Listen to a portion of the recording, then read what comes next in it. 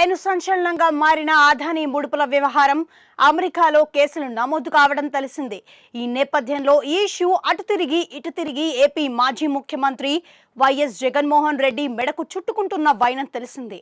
ఈ మొత్తం ఎపిసోడ్ ఇంధన రంగానికి చెందడంతో పాటు సౌర విద్యుత్ కొనుగోలు ఒప్పందాల చుట్టూనే ఉంది.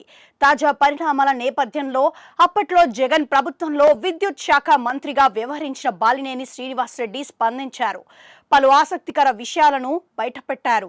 ఇవన్నీ ఇప్పుడు బాంబులు మాదిరి మారాయన్న అభిప్రాయం వ్యక్తమవుతోంది. సెక్కితో ఒప్పందం వెనుక జరిగిన కథ తనకు తెలియదని, అప్పట్లో ఇంధన శాఖ కార్యదర్శి శ్రీకాంత్ అర్ధరాత్రి 1 గంట వేళలో తనను నిద్రలేపి సంతకం చేయాలని చెప్పారన్నారు.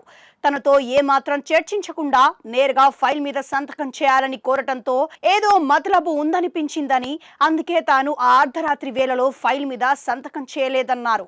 మంత్రిగా ఉన్నప్పటికీ తన నిర్ణయాలతో సంబంధం లేకుండానే అంతా జరిగిపోయిందన్న బాలినేని, అలాంటి ఒప్పందాల గురించి ప్రభుత్వ పెద్దలు నాతో ఎందుకు మాట్లాడతారు?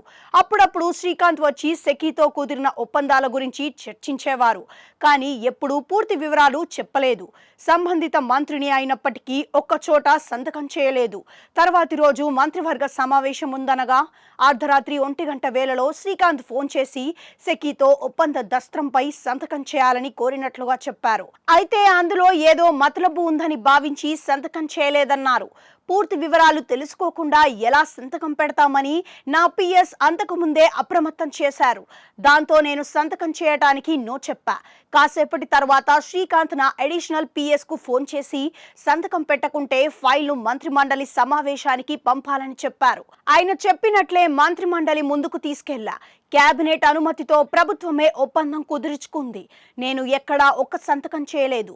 అంతా పెద్ద మంత్రి నడిపించారంటూ చేసిన వ్యాఖ్యలు ఆసక్తికరంగా మారాయి.